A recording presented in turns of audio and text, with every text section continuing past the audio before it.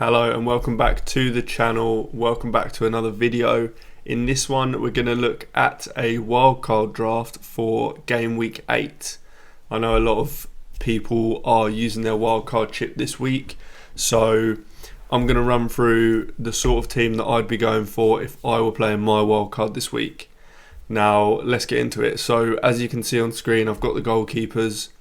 Fabianski on the bench.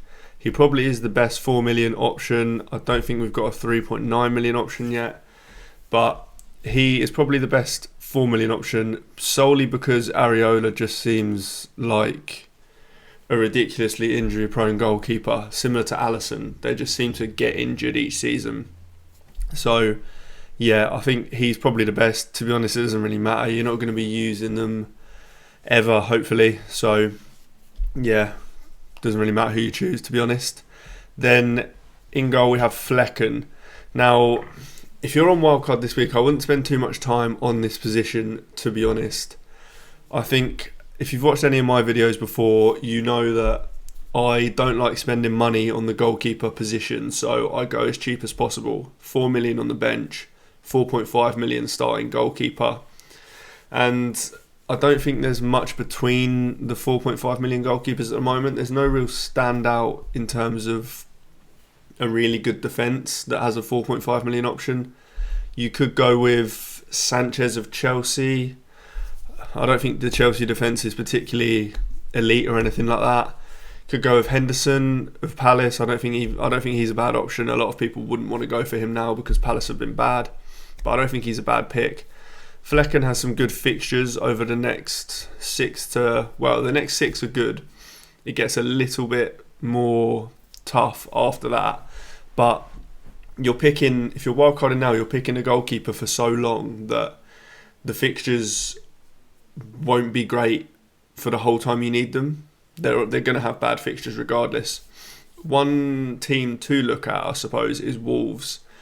You'll notice as we go through this, there is a Wolves player in there. Wolves fixtures from game week 9 are unbelievable. They have played really tough fixtures so far, and they've got Man City this week, meaning that from game week 9 onwards, their fixtures are unbelievable. So you could actually go with Sam Johnston from Wolves as an option. But yeah, Flecken also seems fine, to be honest. The Brentford defence is probably a bit better than the Wolves defence, so yeah, it probably evens out if you look at the actual quality of the defence against the fixtures. If you did want to spend more on the goalkeeper position, I know some people do like to spend more. I don't like any of the 5 million options. I don't think they're worth going for. I think if you're going to spend money, you just go 5.5 or whatever they are around the 5.5 million option. I probably wouldn't go Raya right now, just because I think you can get other Arsenal players, whereas I think if I were going for a 5.5 million goalkeeper right now, I'd go for Ederson. I think the City fixtures are brilliant in the short term. To be honest, they're pretty good long term anyway, but it's more that it's harder to predict the rest of the City lineup. So you've got players like Gvardiol, you've got players like Lewis who are good at the moment, but defensive-wise, Arsenal are much easier to predict. You can get Saliba, you can get Gabriel. Yes, they're a bit more expensive, but you can get defenders from that team, and you know they're going to start reliably each week. Whereas with City, that's a bit more tough. You've got Gvardiol, but I'm not sure who else is that nailed, really. So I probably would go Ederson. I'm not too worried about how their defence has performed at the moment. I mean, they're conceding like 1 goal in games. So obviously you're not getting the clean sheet points, but I don't think their defence has been that bad. I do see clean sheets coming. They're probably not up there with Arsenal at the moment. Arsenal and Liverpool, actually. Liverpool's defence has been really good. They're probably just under those two at the moment, but it wouldn't surprise me if in the next few weeks they pull out quite a few clean sheets. So yeah, Ederson is the premium goalkeeper I would go with, but I'd have Flecken and I'd have Fabianski on the bench. Okay, onto the defenders now, and I've put them all up. I've got Porro, Lewis, Davis, Ait-Nouri and Dunk. So let's go over Porro first. I think He started the season really hot, obviously. I think he scored in game week 1, in fact, and then kept a clean sheet in game week 2. Now, the Spurs attack has been absolutely brilliant. We kind of know from the way that Ange sets his teams up and the way he plays that the Spurs attack is going to be great, but that means that the defence typically hasn't been. Whereas this season, the defence has been slightly better than last season, so I think there is slightly more chances of clean sheets. Not the same amount as any other teams, kind of like the ones you mentioned, like Liverpool, Arsenal, City. They're definitely not up there, but their defence hasn't been bad, and for the next kind of run of good fixtures that Spurs have, I think I'd want Porro in the team. So he's in there. Then I've got Rico Lewis. Now, I definitely would have a City defender. Whether that be, there's only 2 real options for me. I'd either have Rico Lewis or I'd have Gvardiol. If you've got the funds just to go for Gvardiol regardless, then I would. I think sometimes he will be playing in this deeper left centre-back role. Sometimes he'll be playing in this ridiculously attacking left wing kind of. It's not even left wing because he kind of inverts into. He kind of underlaps the left winger. So sometimes you'll get that. You won't get that every game. Sometimes he'll be left centre-back, but over the long run, you will get attacking returns from him. Lewis is obviously a cheaper way to essentially do the same thing, really. Sometimes, you won't even get Lewis sitting deep. Lewis will always be playing quite high. And I think, admittedly, he doesn't play in the position that Rodri plays, but I do think the Rodri injury has helped slightly for the chance of Lewis playing each week. So one thing I would say, if you are going to go for Rico Lewis, and you can see what I've done here, I've got a full playing 5 defenders. I haven't gone for a cheaper option. I've gone for 5 strong defenders. If you're going for Lewis, then you need depth because he will be benched at times. So make sure you have depth. Leif Davis. Now, yes, he plays for Ipswich. Yes, their defence isn't the best, but he is ridiculously attacking. We knew this from last season in the Championship. He put up some very, very decent numbers attacking wise, and he has been kind of given the same role this year in the Premier League.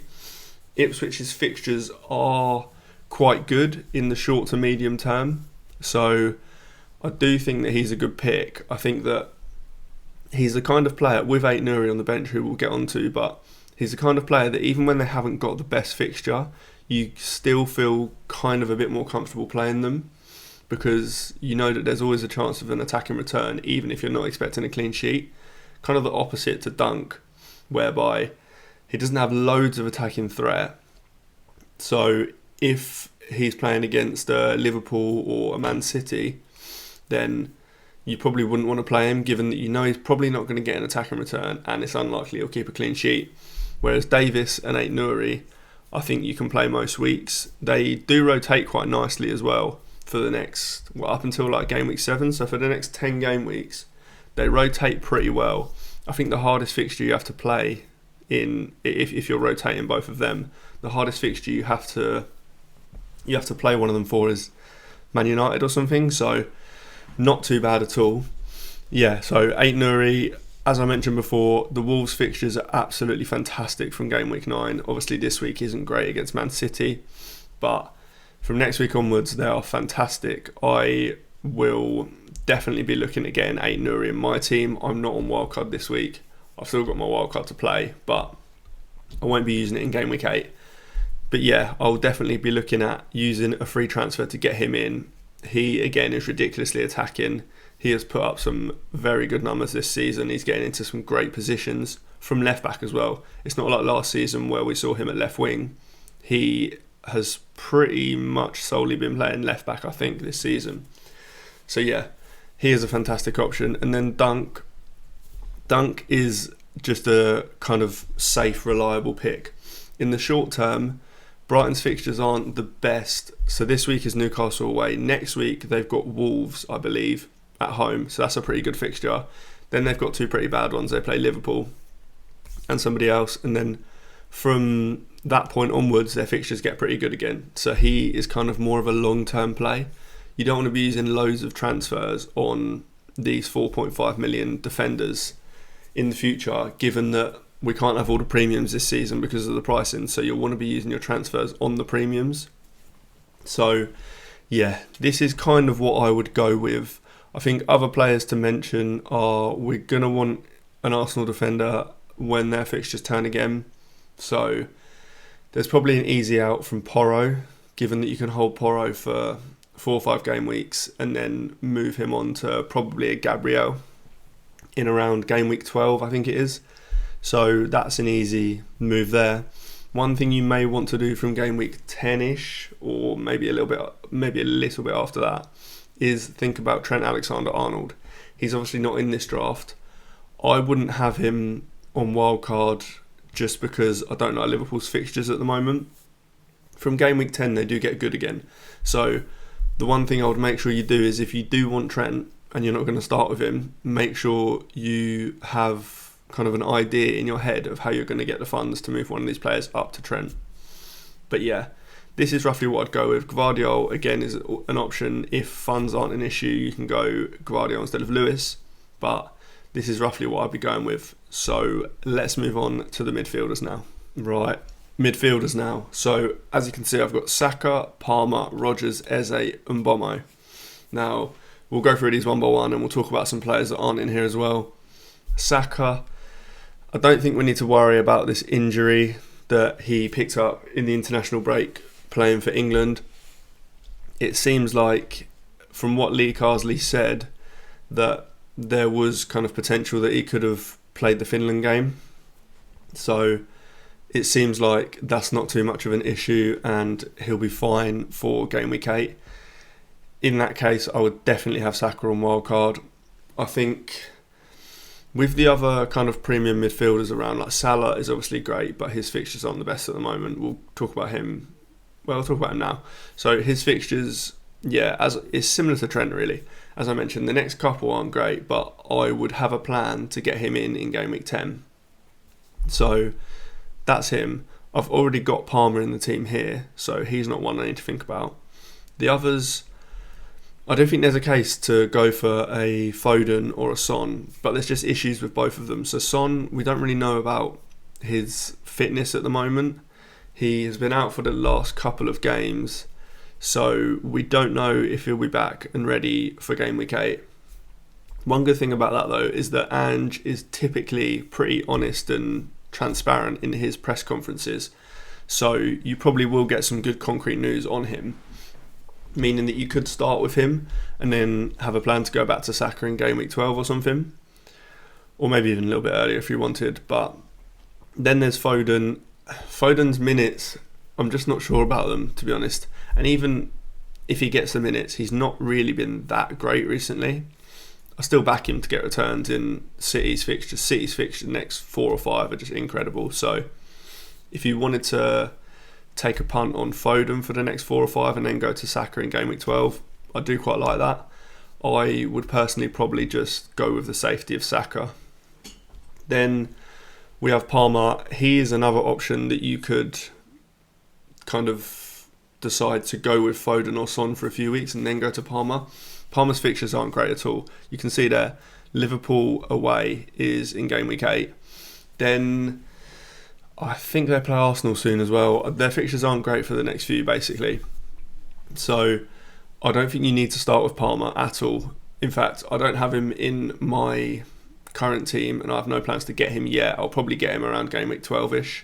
For now, I don't think he's needed, but I think actually what I would potentially do, one player that I don't have in midfield here is a player that a lot of people certainly wouldn't be considering, and it's Bruno Fernandes. I would be very, very tempted to go with Bruno Fernandes over Palmer for a 3-4 week period and then get Palmer in. I think Bruno's fixtures are great. I think he is actually a very good FPL asset, as many don't. He just hasn't got the points yet. So that is one I'd be seriously considering, because if you did go Bruno instead of Palmer, that would allow you to upgrade someone like Lewis up to Gvardiol, or if you wanted a premium keeper, you've got the funds to go Flecken to Ederson, for example.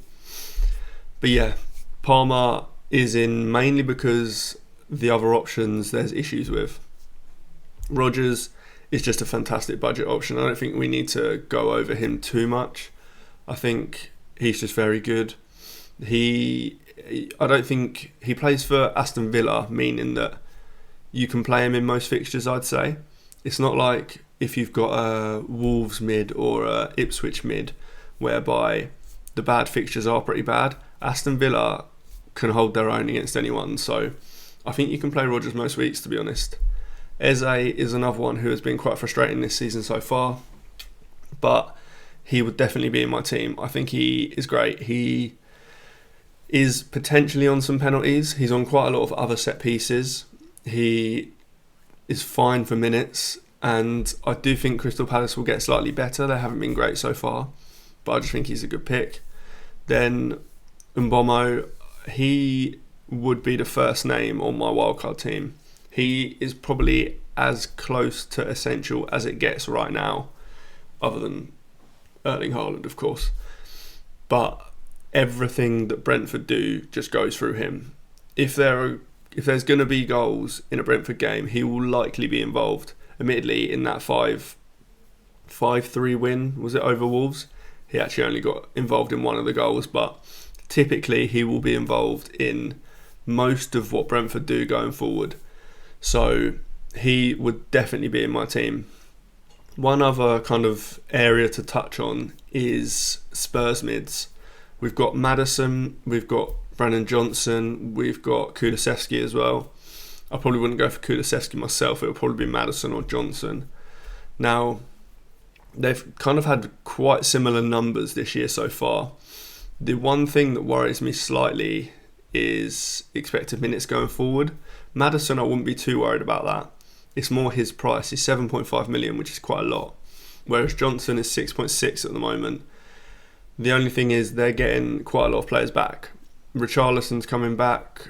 Odegaard's coming back. They've just got more players that can take minutes off of Brennan Johnson now. I do believe that right wing slot position is his to lose at the moment. He's played so well since he's been starting there that I highly doubt we see him benched or dropped or anything like that. It's just the early subs. Like, you will see him coming off between 60 and 70 minutes quite regularly, I think. So if you're going to pick him, just kind of be aware of that. Besides that, there's other cheap options like Dwight McNeil, great pick. Their fixtures are great. But I just prefer Rodgers as a cheap option. If you're going to go for a kind of setup where you want another premium defender, meaning that you have to kind of make sacrifices elsewhere, say you want Trent as well as a Porro or as well as a City defender, then I don't mind the idea of going with a couple of cheap mids, so Rodgers and McNeil or something to that effect. I don't mind that at all. Just make sure that you have a look at when their bad fixtures are and check that you've got players that can rotate in, is all I'd say.